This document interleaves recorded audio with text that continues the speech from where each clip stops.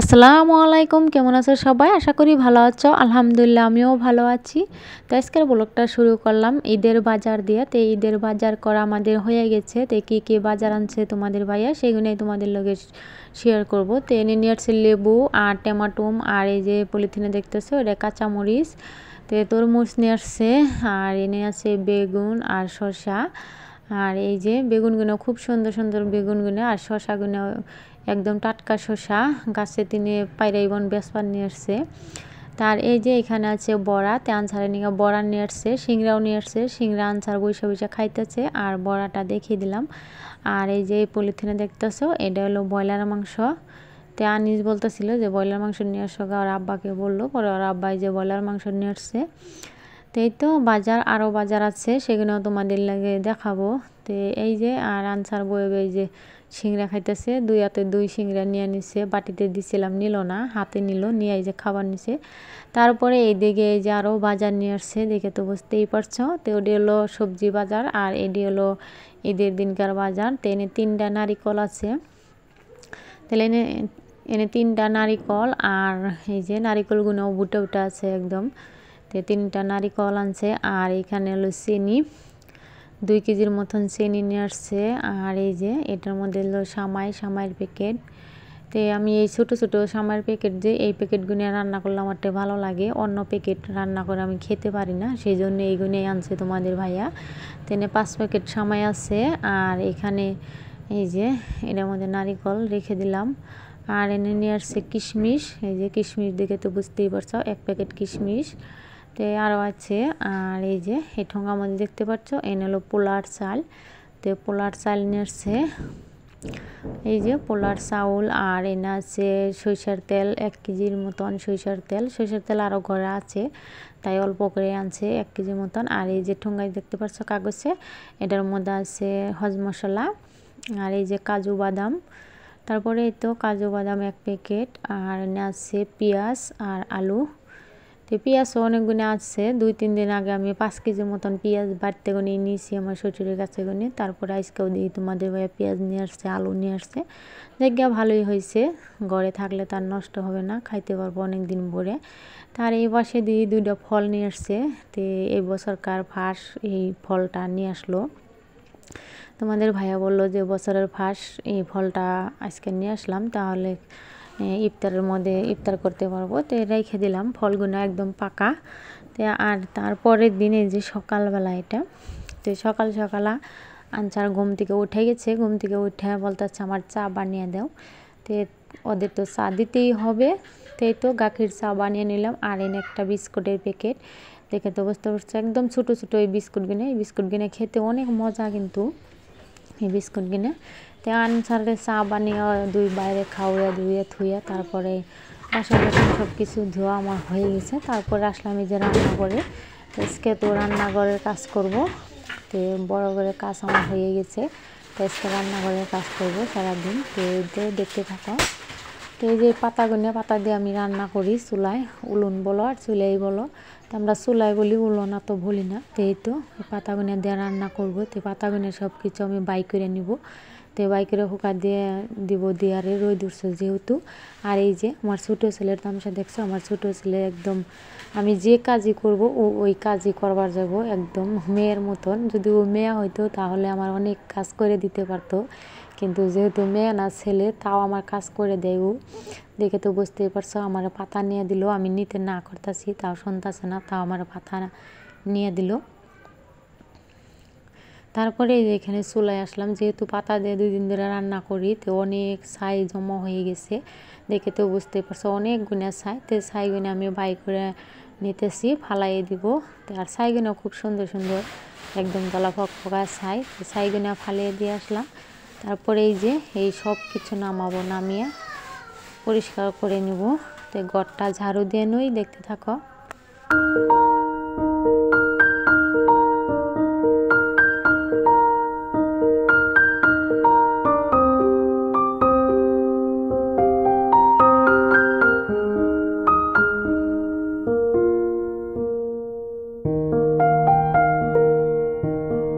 এই এই তো তারপরে আমার ঘর ঝাড়ু দেওয়া হয়ে গেছে, আর এইগুলো সব কিছু আমি তেনা ভিজিয়ে পয়সা নেব, যেহেতু অনেক কালি রান্নাঘর, তো রান্নাঘরে তো অনেক কালি পড়ে, তো সব কালি আমি উপর দিয়ে ভালো করে ঝাইরা নিছি। আর এই পাশে এই যে আমি টুল এইগুলো সব পুছা নেব, জল ভিজিয়ে নিছি তেনার মধ্যে, দেখে তো বুঝতেই পারছো। তো এই যে এভাব করে আমি ভালো করে পুছিয়ে নই, তাহলে পরিষ্কার লাগবে।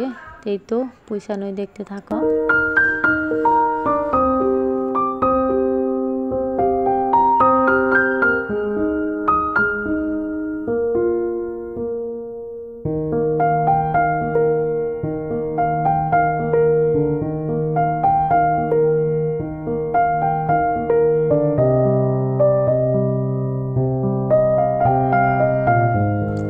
এই তো টেবিলটা আমার পোছা হয়ে গেছে, তারপরে এখানে আসলাম। তো বাসনগুলো সব ধোয়া পরিষ্কার বাসন রেখে দিছি, তাও একটু মুছে নিলাম, যেহেতু দুলে দুলে পড়ছে সেই জন্য মুছে নিলাম। আর মরিচের জাহা, তারপরে পেঁয়াজ আলুর জাহা সব কিছু আমি ওইখান দিয়ে রেখে দিই।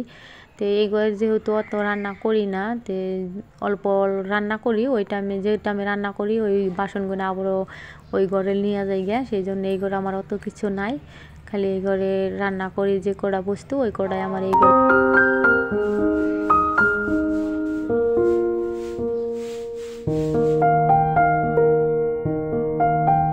এই তো ঘরটা আমি ভালো করে ঝাড়ু দিয়ে নিতেছি, তো উপর দিয়ে আমার ঝাড়া হয়ে গেছে, তারপরে নিচ দিয়ে ঝাড়া, তারপরে এই যে সরিয়ে নিতেছি, পরিষ্কার করে নিতেছি, যেহেতু মাছার তল দিয়ে অনেক বসি মুসি পড়ছে, তো সব কিছু আমি একদম ঝাড়া পরিষ্কার করা আমার হয়ে গেছে, মোছাও হয়ে গেছে, টেবিল টেবিল সব কিছু।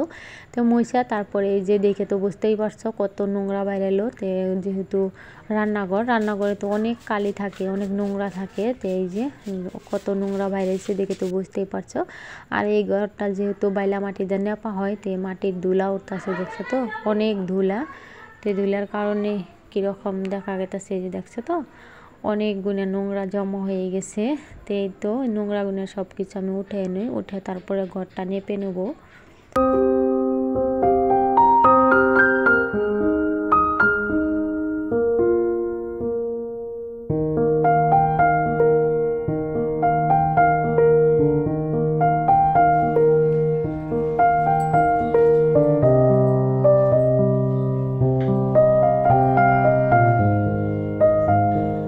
এই যে এক বালতি জল আইনা নিলাম, যেহেতু ঘর নেপতে তো জল নাকবো, তো এক বালতি জল আগে আইনা নিলাম। তারপরে আমি কেদা নিয়ে আসি, তো কেদা এই যে এই বালতিটার মধ্যে আমি রেত থুইছি, তো কেদা মাটি থুইছি, তো কেদা মাটি নিয়ে আসলাম বালতি ধইরা।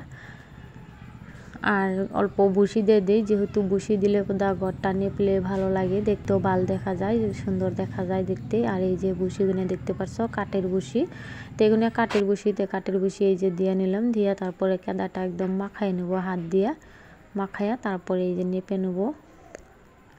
আর তোমরা যেখানে আমার ব্লগটা দেখতেছো, আশা করি তোমাদের কাছে খুব ভালো লাগবে, দেখতে থাকো স্কিপ না করে শেষ পর্যন্ত। তো আমার ভিডিওটা যদি ভালো লাগে, সেই ভালো লাগার থেকে একটা লাইক দিও, আর বেশি ভালো লাগলে সাবস্ক্রাইব করে আমার পাশে থেকো। তো প্লিজ তোমরা একটা লাইক দিও, লাইক দিলে আমার ভিডিও করা আগ ভরে যায়।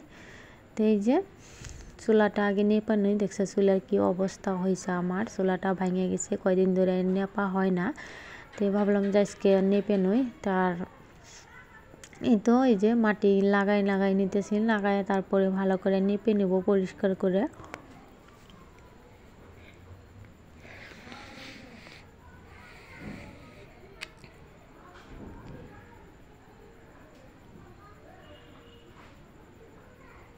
তো আমার এই ভিডিওটা যাব শেষ রোজার দিন, লাস্ট রোজার দিন ভিডিওটা আমি ছাড়বো, যেহেতু তো শেষ হয়ে গেল রোজাটা। তো তোমাদেরকে আবারও বলতেছি, আমার ভিডিওটা ভালো লাগলে একটা লাইক দিও, আর বেশি ভালো লাগলে সাবস্ক্রাইব করে আমার পাশে থেকো। এই তো আমার চুলা নেপা হয়ে গেছে, তো চুলা নেপে তারপরে মাচার তল দিয়েও নেপে নিতেছি, যেহেতু মাটি নাগাবো না, খালি নুরানি দিব জল দিয়ে আর কেদা মাটি দিয়া, তো নুরানি দিব দিকে যে নুরানি দিয়ে নিতেছি, তো মাটি নাগাবো না, খুব তাড়াতাড়ি করে নেপে নিব, যেহেতু বেলাও হয়ে গেছে, তো অনেক বেলা হয়ে গেছে। তো এই তো এই যে আমার ওড়নাটা যে ছিঁড়ে দেখতেছো, এই ওড়নাটার একটা ঘটনা আছে। তো আমার ওড়নাটা ছিঁড়ে না, একটা আগুনে লেগে পুড়ে গেছে, তে আল্লাহর রহমত আছে যেহেতু আমি ইফতার করবার বসি, তো ইফতারের টাইমে আমার পাশে তোমাদের ভাইয়া আরাম ধরাইছাল, আরাম যে মশা খেদিনে আরাম, তো আরামটা ধরাইছাল। তো আমি তো আর জানি না যে আমার পাশে আরাম ধরাইছে, তো ওই আরামটার আগুন যাই আমার এই উড়োনাটার মধ্যে নাকছাল, তো ও নাগে গেছে আর লগে লগে আগুন ধরে গেছাল, কিন্তু আমি তাও ভাবতে পারি নাই যে আমার পিঠে আগুন ধরছে। তো তারপরে তোমাদের ভাইয়া বলে যে আগুন ধরছে, অনেক ভয় পেয়ে গেছিলাম। তারপরে তোমাদের ভাইয়া নিবাইছে, তো আমি তারপর আর ওড়নাটা চেঞ্জ করি নাই। তো তোমরা কিছু মনে করো না, ওড়নাটা আর চেঞ্জ করবার মনে নাই। তো ছিঁড়া ওড়নাটা নিয়ে আমি তোমাদের সামনে আজকে আসছি, যেহেতু আগুনে পুড়ে গেছাল। তো আল্লাহর রহমত আছে, যেহেতু আল্লাহ সব কিছু আল্লাহর হাতের কথা। যদি একটু পরে দেখতাম তাহলে আমার শরীরে আগুন কি জানি লাগিয়ে যেত, আল্লাহ দয়া করছে। তো ইফতারের টাইমে যেহেতু। তো আজকের ব্লগটা এই পর্যন্তই, ভালো লাগলে লাইক দিও, সাবস্ক্রাইব করে পাশে থাকো। আল্লাহ হাফিজ। যেহেতু আল্লাহর দয়া রহমত আসাল, সেই জন্য আমি বেঁচে গেছি। তো এই ঘটনায় থেকে আমি বেঁচে গেছি যেহেতু। তে আর কি অন্য জানি এইরকম ঘটনা হয় না, সেটাই দোয়া করি। তো তোমরাও দোয়া করো, ভালো থেকো।